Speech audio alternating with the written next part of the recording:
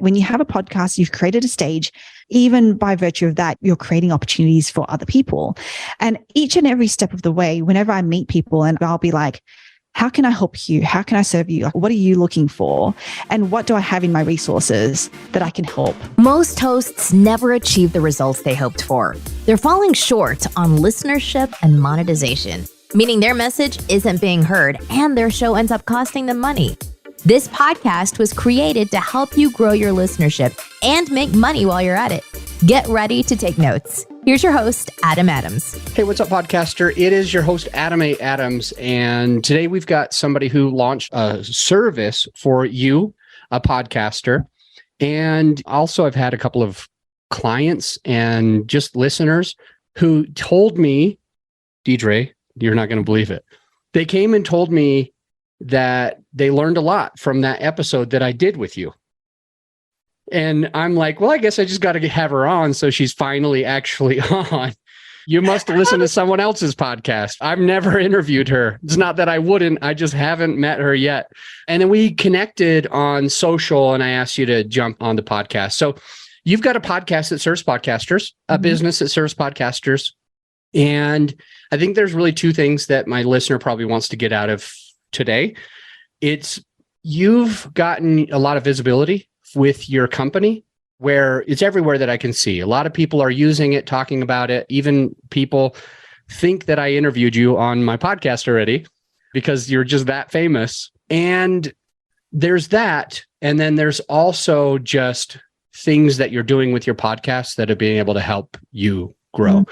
So let's dive in here. Your podcast is called the Grow My Podcast Show. Not to be confused with my company, growyourshow.com, but it's the Grow My Podcast Show. And if you're listening, and I know you are, just scroll down. The link to Deirdre's podcast is already in the show notes. So you can actually go and click over, check it out.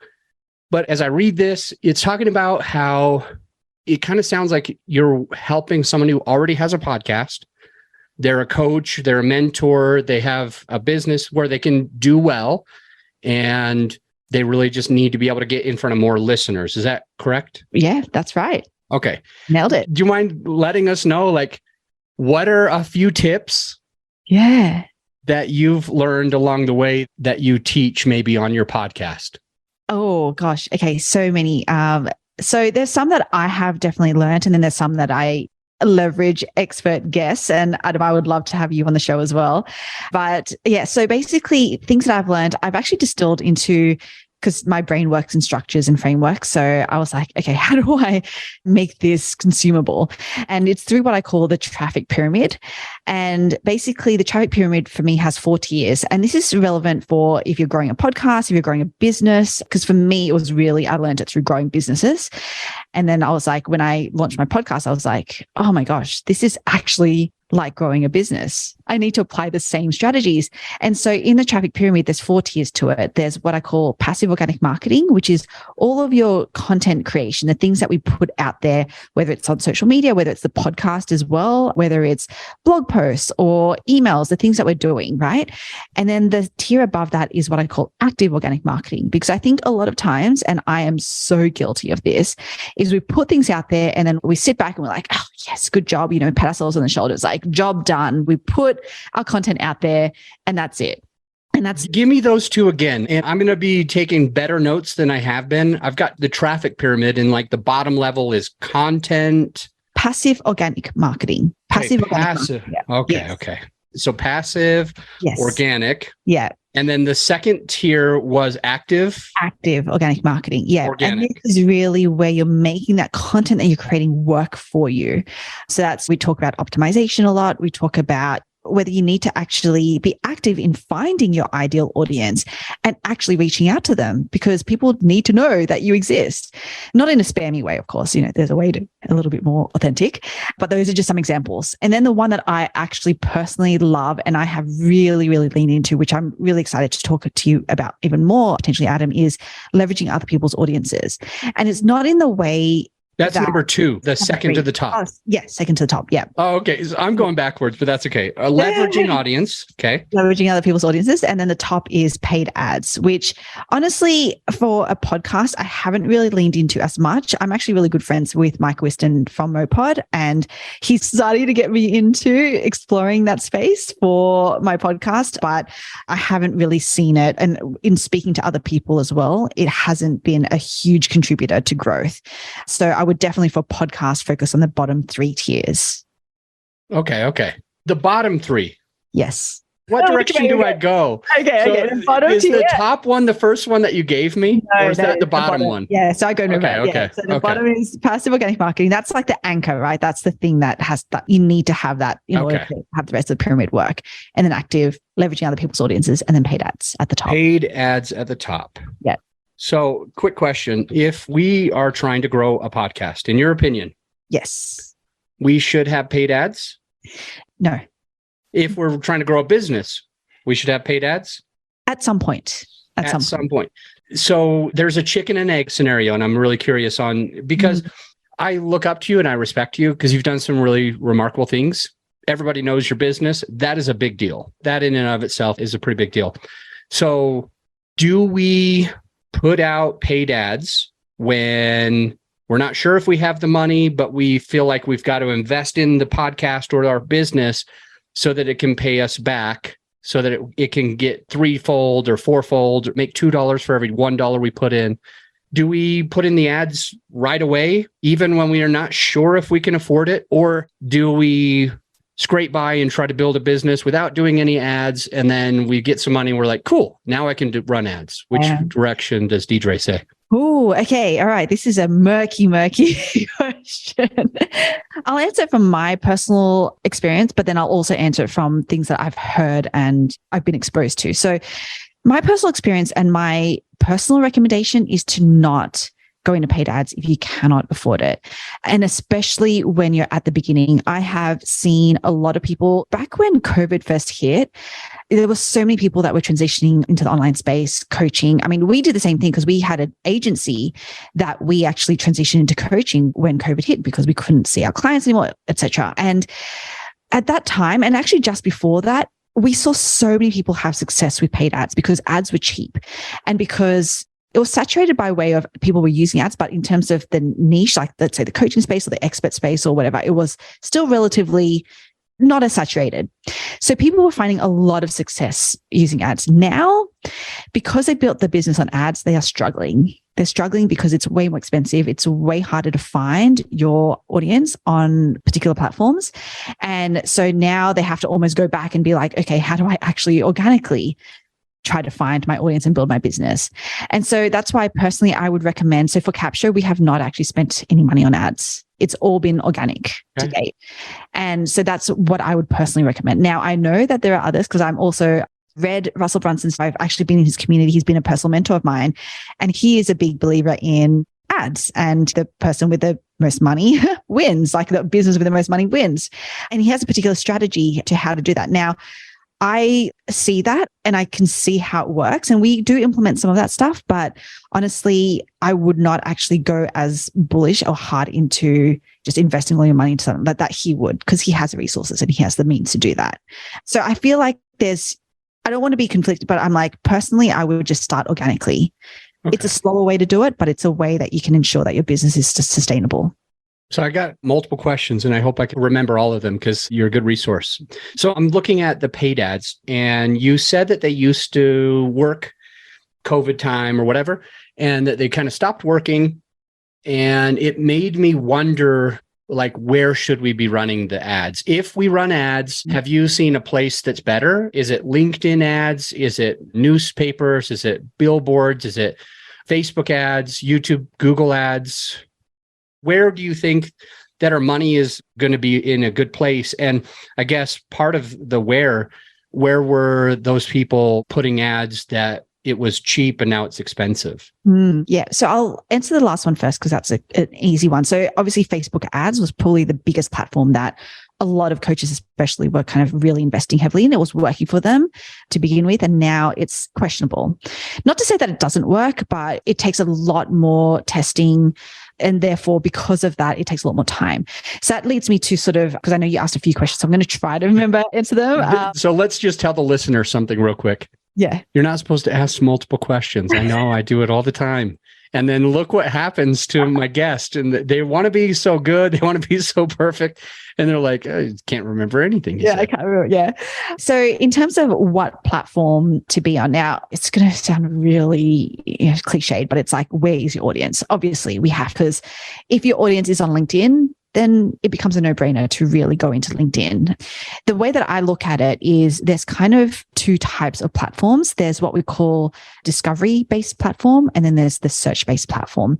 So discovery-based platforms are like your Instagram, your Facebook, your TikToks. They are essentially trying to serve content up to you based on their algorithms.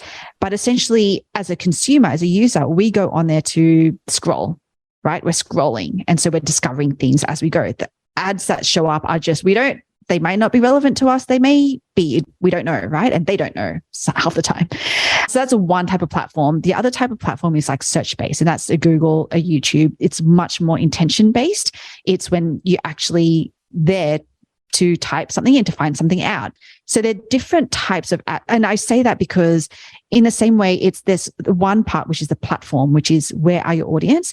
And then almost that, if you think about that from a horizontal perspective, and then the vertical part, is it discovery or search-based that you really want to go into? Personally, again, the next step for us when we go into ads is we're going to be going search-based first.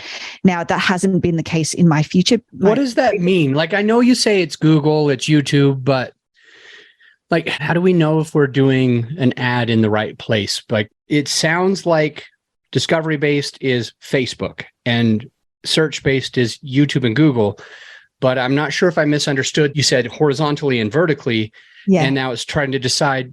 So I guess my question is, can Google and YouTube have both discovery and search-based, or are they going to only be search-based? Like, do we have to have another step where we're really trying to determine that? So Google is predominantly going to be search-based. Now, I know that there are display ads and things which are more discovery-based. That's going deep into kind of how it all works. And this was the other way that I was going to answer your question. So I do want to, let me answer this question first, which is, so the main thing that you need to work out is, where is your audience? Like, what platform are they actually on? Because there's no point in, if you're fishing in the totally wrong sea or totally wrong pond, there's none of your fish in there, right? So you have to be where your fish are. Where's your audience, right? That's a fundamental thing. Now, as we know, pretty much everyone is on the internet uses search in some way. And when I say search, it's predominantly going to be Google. I just came across a survey or a report where they said 64% of traffic that goes to websites comes from a Google or a Bing or a Yahoo, for example. Only 2% come from social media.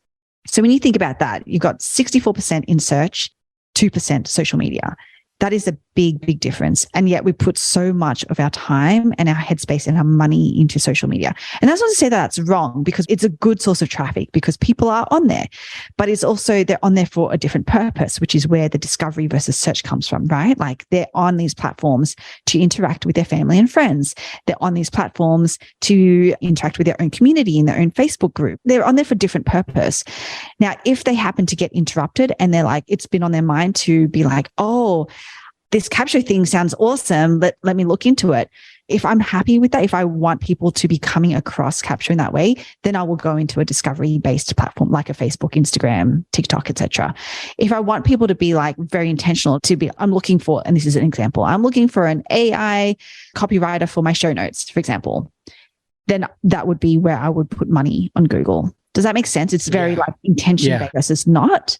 Definitely. Yeah. And then it's like, where is your audience? Now, the other thing that I wanted to say in answering your question, when you were like, should people be going into ads?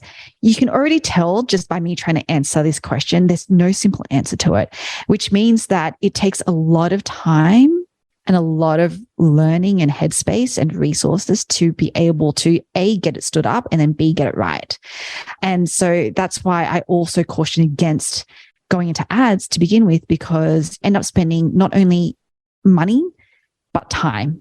And that's really dangerous because generally we only want to be spending one or the other, right? It's either time or money that we have. We don't want to be spending both if we can help it. Yeah. Whereas when you get into ads, especially if you're trying to do it yourself, you're spending both. And so that's why I always say, don't start there. Okay. Yeah. Yeah, it totally answers. And I've made a analogy in my head when you were talking about not fishing in the wrong water and like 64% is on the search base, 2% is on the social. I just started thinking, yeah, if I went to the lake, I would never be able to catch a marlin ever. Yes, It doesn't exactly. matter like what the bait Yeah. is, or same thing, I couldn't get a trout if I went to the ocean. Yeah. So interesting stuff. That's insightful. But I want to ask on Capsho, your company that a lot of people know, a lot of people use. I want to understand, how come you don't put any ads? Would you do ads if something changed? Why haven't you done ads? Kind of walk us through that so we can see it from your lens. Yeah. Okay. So we were fortunate in a way, and I want to tell a little bit about the journey. Is that okay if I just... Yeah, I think I'd be interested, and so would the listener. Yeah. Okay, cool. So again, I mentioned already that when COVID hit, so that would have been 3 years ago now, we transitioned. We had a digital marketing agency helping e-commerce businesses, and we transitioned into coaching when COVID hit around that time. And when we did that, we actually started our first podcast. And I had no idea what I was doing when I started my first podcast. You know, I didn't know how to record. I didn't know how to edit. I didn't have a microphone. I had nothing. But we just did it because a mentor told us, you've got to start publishing. If you want to build credibility, especially in your niche, you've got to start publishing. You've got to start. And it's a great way to find your voice, find your message, network, like meet great people, all of that. So we started a podcast. And then again, as I mentioned, we realized that it takes pretty much the same amount of effort to grow a podcast almost as it does a business. And so we had to be really intentional with how we did it, how the funnels were working, and how it all kind of hung together. So that was happening. And then alongside that, we were helping e-commerce business owners. And generally they were women who were just getting started. And a lot of times the reason why they went into product-based business was because they didn't want to be the face of the business. You know, they wanted to kind of hide behind their product. And my whole thing to them was like, well, especially when you're starting, the only differentiator you have is yourself. Like anyone can sell this particular widget or this particular dress, but the way that you need to stand out is you. Your stories, your experiences, all of that. And so it took a bit of convincing, but they were like, oh, okay, now I understand it, Deirdre. So how, but I don't know how to tell my stories. So the first iteration of Capsho was actually a way to help them do that. It would prompt them through telling their story, and then the software would take that and it would convert it into a bank of social media captions and emails. So we launched that at the end of December. So it was at the end of 2021. So that was in December. And we were like, oh my gosh, this is the best thing since sliced bread. This is going to be able to help all entrepreneurs. But it didn't. Like, it just did not take off. Like, no one was interested. And we didn't even know, and fundamentally, we didn't even know how to get in front of all entrepreneurs. And so we were talking to a coach, and he was like, you've got to niche down. You've got to find a particular segment. Like, who is it that you specifically want to talk to? And ideally, he kind of got straight to the point. He was like, ideally, someone that you don't have to convince that this is something worthwhile, because that was what was happening with helping product-based businesses, was we had to convince them first that they had to do this thing. And then it was like, oh, okay. And then, by the way, here's something that could help you. But that was if we were able to even find them and get in front of them. So that was actually when we pivoted to Capsho in terms of how we know it now, which is helping podcasters. And the reason why it was podcasters was because when I looked back at my journey, having started podcasting, trying to grow one, it was really hard because I actually stumbled upon how to do it through another framework that I call the content dripping strategy. But it was a lot of time. It was taking a lot of time for me and my team to do that each and every week. And so when I took the combination of, okay, this was a problem that we're trying to solve with this particular software type, and this is actually the person that we now wanted to serve. And hey, I was that person. I know what that means. And putting them together, that was how Capsho, as it is now, came about. So we started working on this iteration, like March of last year.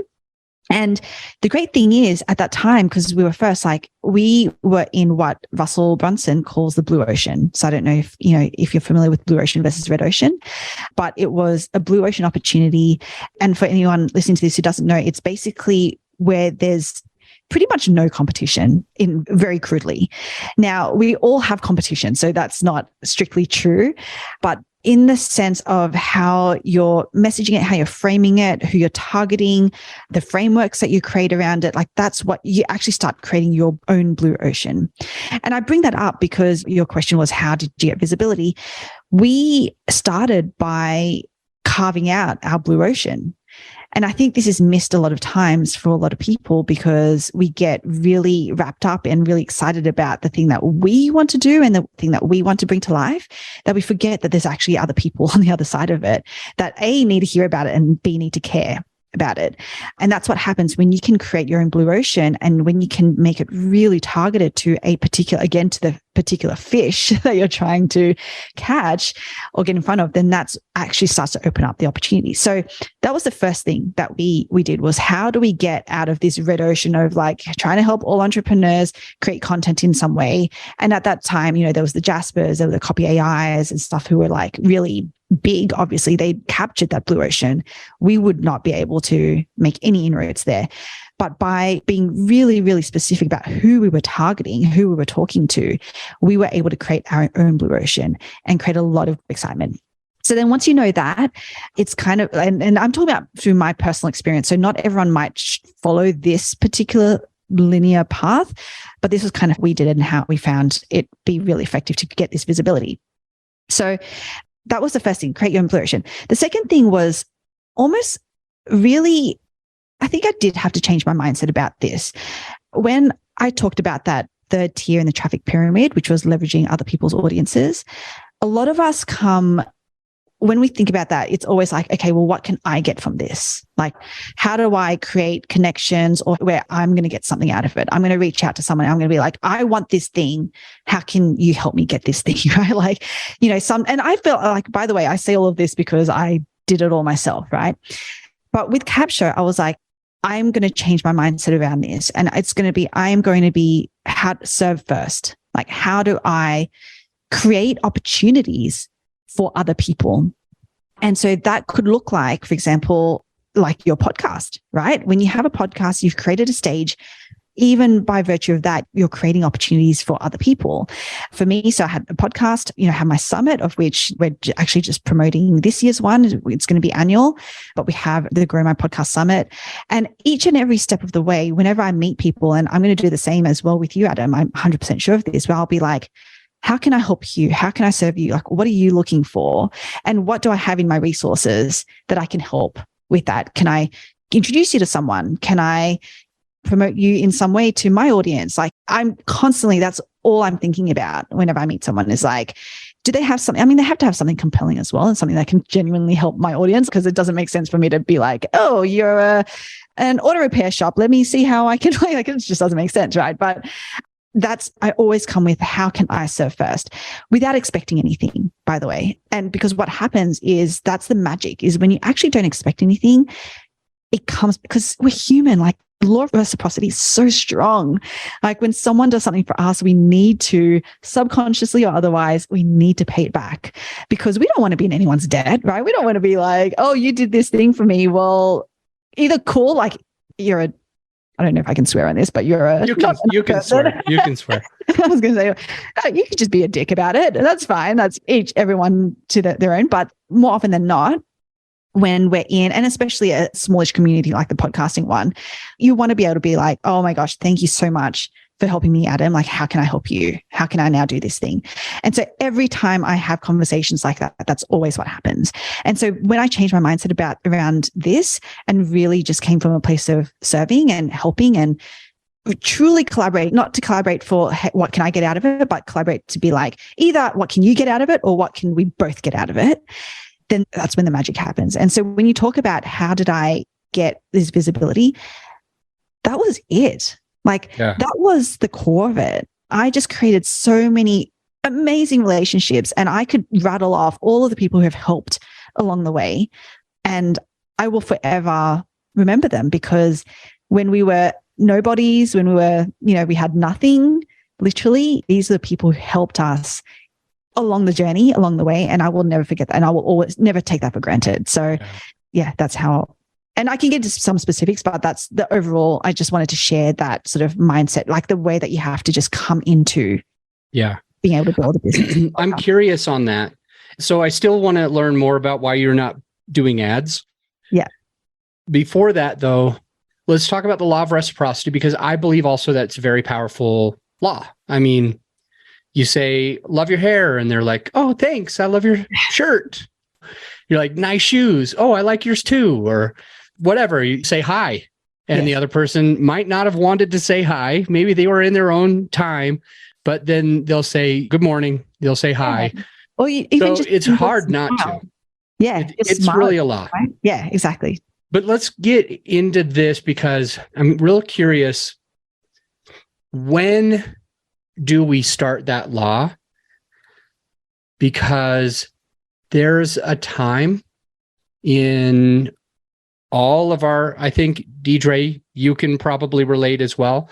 Mm-hmm. There's a time in a beginning of a business where maybe it's not doing that well. Maybe the podcast isn't doing that well. Maybe it's not even making money, or maybe it's costing you money.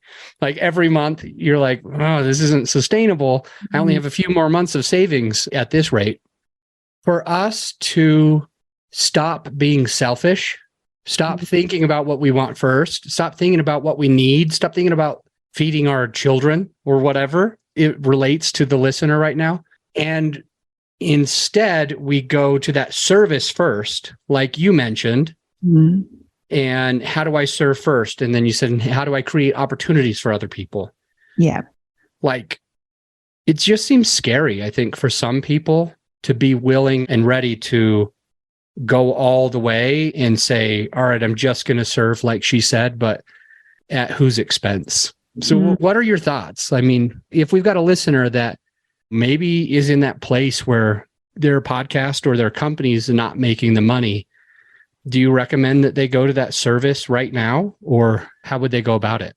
Yeah, this is a tough one. And I can't answer because there's so many different situations. I can only answer from my experience and my situation.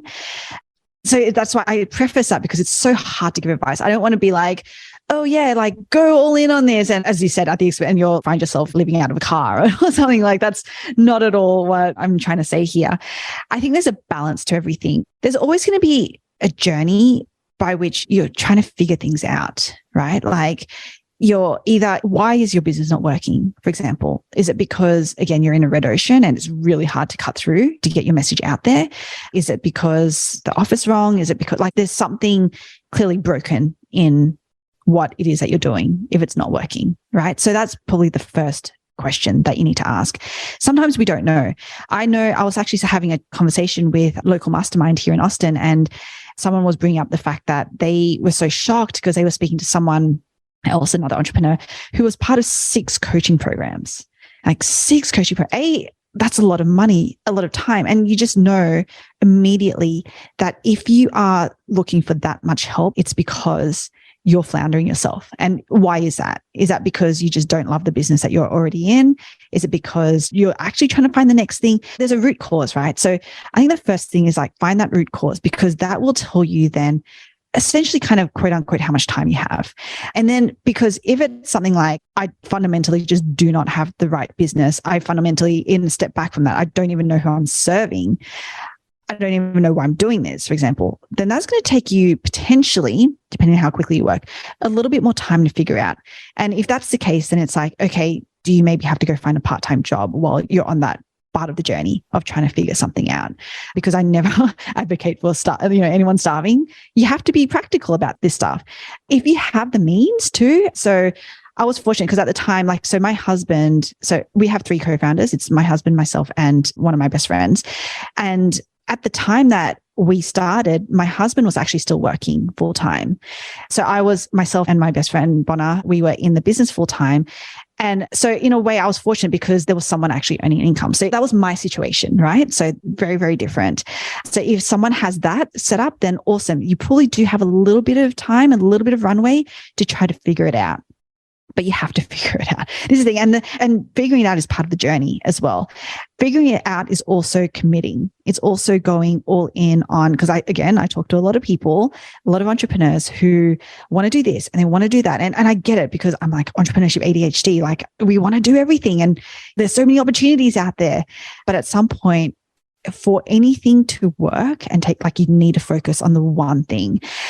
And so if you can figure out that, if everything lines up, so you know exactly who it is that you're targeting, you know exactly how it is that you're speaking to them, you know the value prop, you're in a blue ocean, go all in on that one thing. Just focus. Like that's it. I was shoveling snow one day. I live up in the mountains and it snows a lot sometimes. And there was 2 feet that day, and I didn't yet own my snow blower or a plow. So I put in my headphones and I turned on a book that someone recommended, and it was called The One Thing by Gary Keller. And I'm shoveling, my back hurts, but I'm learning a ton through this, that prior to that, I was, in your words, floundering. There was so many opportunities in my space, within business, within real estate, within online companies, with e-commerce, with crypto, with so many opportunities. All of this stuff. Exactly. And I tried and dabbled in a lot of them. And as I'm shoveling snow and learning lesson after lesson from Gary, there came a time where I said, all right, when I'm done shoveling this, I'm going to close down 3 of my businesses. And I just had to sit there and decide where to trim, what is it when you prune a tree? What do I need to prune? And so that one thing or 2 things max, so that one thing can really can bring something in. Because it's hard sometimes to get rid of all of that, especially when you're an entrepreneur. And that's kind of our listener today. That's you and I are entrepreneurs. And what I think that means is we're really, really, really good at seeing opportunities, seeing things, and we could probably figure it out. It's just hard to figure out more than one thing at the same time. Totally. I love that. And thank you for sharing that story. And that exactly goes to the point of, I know that you were like, we're going to talk about the ads thing. That's essentially the short of it. It's like we actually don't have the bandwidth to be focusing on ads right now. And that's kind of the long and short of it. I mean, we will at some point, but there's just so much that we have to do to make a truly sustainable business before we actually invest that money into it. So this traffic pyramid is a pyramid of getting people to know more about you, your podcast, your business. Yeah. And it's a pyramid, meaning on the bottom, that is touching the ground. Yes. It's the biggest part. Yeah. And it's the part that we all need to focus on. And at the bottom, that's our passive organic marketing. That's us putting something out passively. And then above that is starting to go active organic. And above that is leveraging, I call it OPP, other people's podcasts, other people's audiences. And then at the top is paid ads. And you're doing really well on the foundations, and you're like, we're not worried about this part right now. Because that's kind of like, in a way, it might be another business. It might be distracting from something that's working for you. Is that kind of why you haven't done that? Totally. Yes. Okay. Yeah. Got it. Well, let's take a quick break and we'll jump back on and ask you your best advice that you have for the listener today. And I might ask you 1 or 2 other questions. So we'll be right back with that. Hey, my friend, as you know, this episode is sponsored by my company, growyourshow.com. We want you to be able to have the best tools at your disposal without costing you a whole arm and a leg. So right now you can get a free list of vetted equipment that like mics, mixers, webcams, sound treatment, editing software, everything that you need. I created the whole PDF with direct purchase links just to save you time and money, to help it be more convenient for you. So this free PDF will help you skip all the guesswork. If it's on there, it's vetted and approved by yours truly. And if it's not on there, it's probably not worth the money. So go ahead and get yours at growyourshow.com/PDF. Let's get back into the show. And we are back with Deirdre Tshien from Capsho. And also the podcast is called The Grow My Podcast Show. And we've talked about a few things. I want to definitely get our best advice, maybe even talk a little bit more about Capsho, because it's a tool that can help you as a podcaster and has helped a lot of other people. In fact, in the beginning of our journey, Deirdre, you need to know, this is more of a shout out to you. But in the beginning of our journey, so we've been growing. We've been trying really hard on having the best written English that we possibly can. My whole team is in the Philippines, and English is one of the first languages. There's Tagalog being a main language and English being another main language. And then there's probably 1,000 other small languages. I might be exaggerating, but there's a ton, more than you would think. Yeah. Like small dialects. And I've got this team that we're growing, and some of my team's really good with English. I'll teach them, I'll coach them, I'll tell them what is compelling and what's not. And we had a client who we were writing the show notes, and she got disappointed a few times. She's like, that doesn't make sense. That's not grammatical. And so what she ended up doing is looking and searching for somebody. And she found your service. I don't know if it was free or just affordable, but she liked the price. And so she was using your service, and she said she liked it better than my team that was writing the show notes, and I was coaching and teaching them. So she really enjoyed it. She really liked it. And she's an advocate for you, just so you know. So I definitely want you to share a little bit of that. I feel like that's a very bittersweet. It is. I'm not going to lie. It's not easy to say that we fell short. I never want to fall short. We'll just have a chat about your team using Capsho. Cool. How about that? Yeah. Cool. So a couple things that I've heard from this episode, and then we'll get into your best advice. Mm-hmm. In the beginning, you mentioned that your brain works with structure and framework. Yes. And I think that a lot of entrepreneurs, not all of us anyway, don't really go there. And we flounder automatically because we're trying different things. And I've loved throughout the interview today how you seem to always take a step back. So it's like, I want to figure this out. So I first take a step back and I figure this out. Like, for example, you mentioned a couple times, I'm going to figure out who am I talking to? Mm-hmm. Like that's step one, is who is my avatar? Who do I want to attract? You also talked about you're trying to help everybody, but nobody's listening. And so you switch and you go to a way smaller audience, and now everybody's listening. But that was you intentionally saying, like, let me take a step back. Let me focus. And when you reapproach that, it worked. Stuff like your traffic pyramid, what to do with paid ads, the 2 types of platforms. I've never heard that by anyone before, but you consciously think about that before you do something. It reminds me of something we mentioned on the podcast sometimes. It's by Stephen Covey, Begin with the End in Mind. Mm. It seems like everybody goes and says, ready, aim, fire. Ready, fire, aim. Mm-hmm. Just do it. Don't overthink it. Just go. And you're a little bit more calculated. You spend a time figuring out, what is this going to do? What is the end result?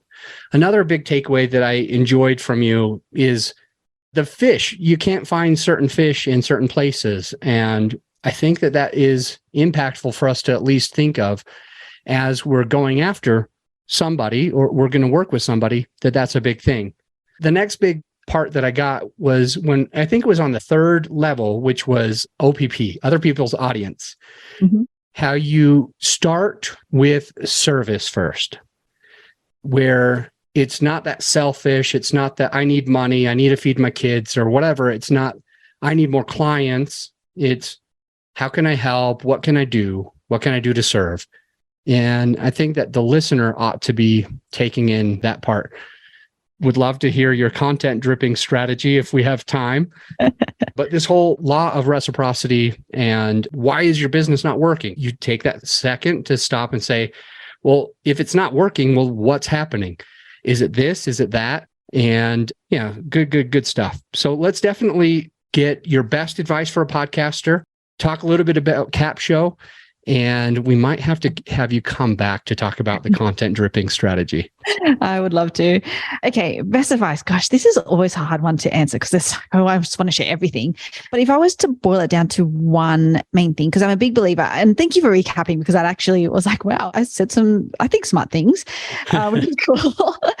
But and you can see almost a theme, even when you mentioned stepping back and stuff. I'm such a big believer in treating the root cause and not the symptom, right? The symptom is I don't have money. The symptom is I don't have an audience. The symptom, there are all these symptoms, but that's not the thing that you fix. I mean, the thing that you fix is the root cause, which will solve for that symptom. And so when I say, ask me what's the one piece of advice, I'm like, okay, what is almost more often than not the root cause for a lot of things not working, which is either podcast growth or business growth. And I always go back to that point of knowing your audience, but I don't want to talk about that because we've talked about that a lot. So let's take the step further. And I'm speaking specifically about podcasting now to grow a podcast. Once you know your audience, my next piece of advice is that's actually in a way not enough. You actually also need to know the content, because I have people in the Capsho community who know their audience inside and out. So for example, Rachel and Jerry, they actually target similar people. They, like Jerry, for example, it's like faith-based dads. And Rachel, a little bit younger, but it's like faith-based men. And because they themselves are that person, they know them inside out. So the pillars of content that they want to speak about is family, faith, finance, fitness. I feel like there's a fifth one, but that's kind of like, and when I look at that and I'm like, oh my gosh, you know your avatar so well, but you're actually not doing the next thing, which is knowing your content really well. And the reason why this is important is because when you start to talk about, because you're like, oh yeah, but all these things is important to them. Of course it is. Like if I was speaking, like we're all human at the end of the day. All those things are going to be put to every single person, every single one of us, right? Like that's not the point. The point is for you to get discovered, truly discovered, you need to be able to talk about one thing to one particular audience really well. And this comes back to the one thing actually.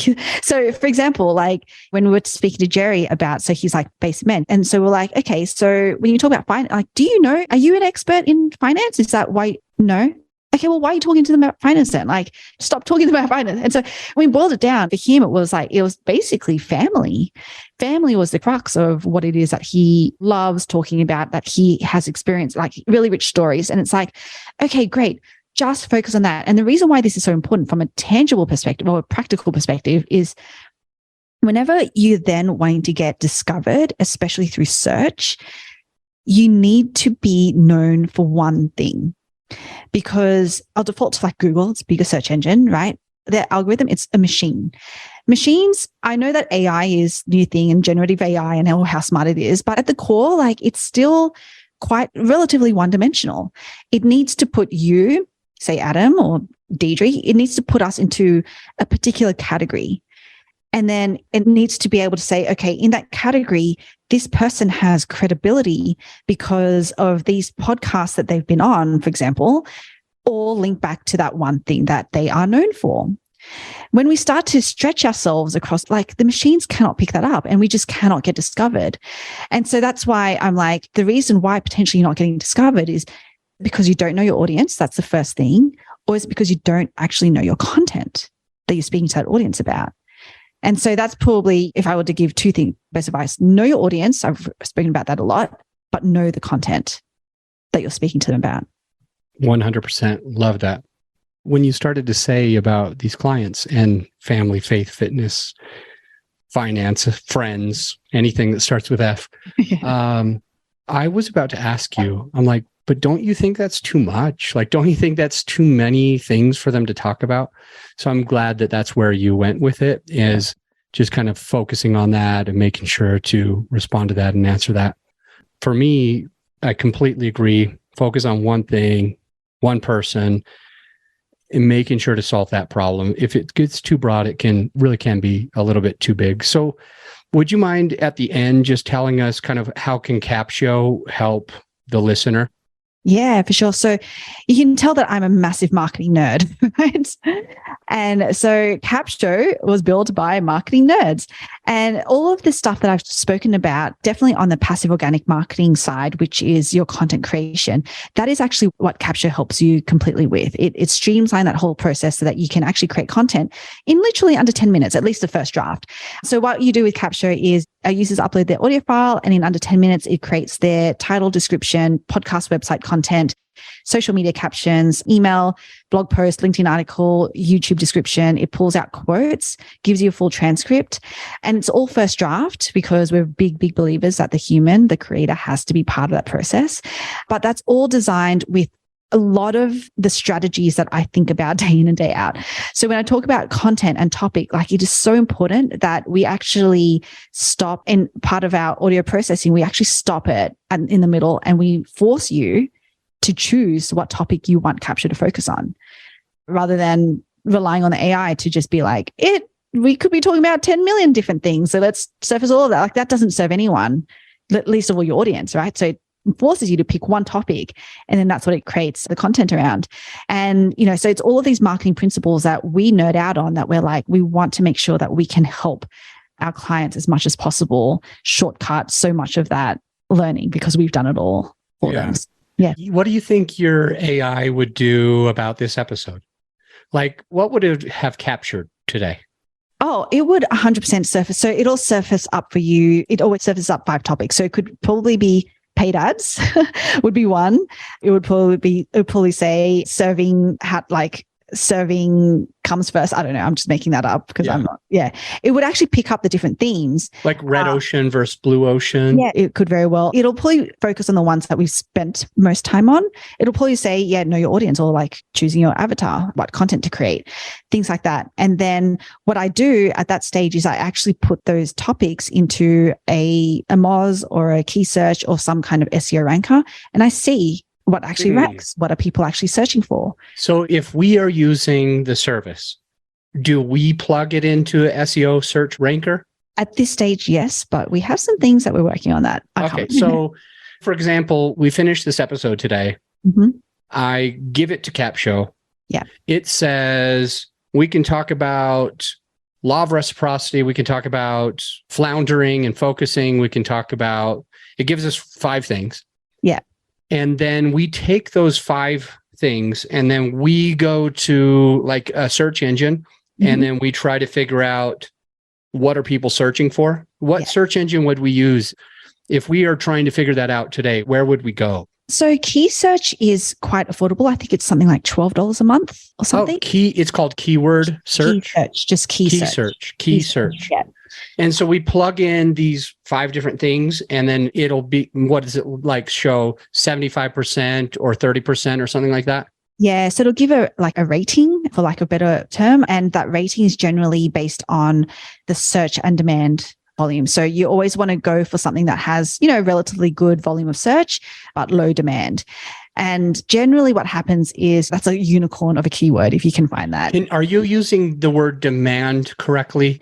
Is it a low demand or is it a low supply? Sorry. Yes, you're right. It's supply. Yeah. So search is the demand side, and then supply on the content side. Okay. So you want high demand, low supply. Okay, cool. Yeah. Awesome. And more often than not, me personally, I will just use what Capsho has given me as starters, but I will also, because what Capsho, you can actually plug your own in instead and have it generate content on that. I will generally plug my own in once I've gone through those and be like, oh, okay, this is the angle that I want to take with it. That's what I put into Capsho. Cool. And then when you say, if, for example, I want to talk about blue ocean, if that was what I told, then it would pick out any of the quotes that we were talking about, red ocean, blue ocean. And it would pick that up. It would focus on the thing that we told it to focus on. Yeah. And does it make like audiograms and videograms, or how do we? Not yet, but again, something that we're working on. Okay. Yeah. So right now it just does all the copy. The titles will be very much based on the topic, because when we talk about podcast player SEO, the episode title does the most important factor from an episode level perspective.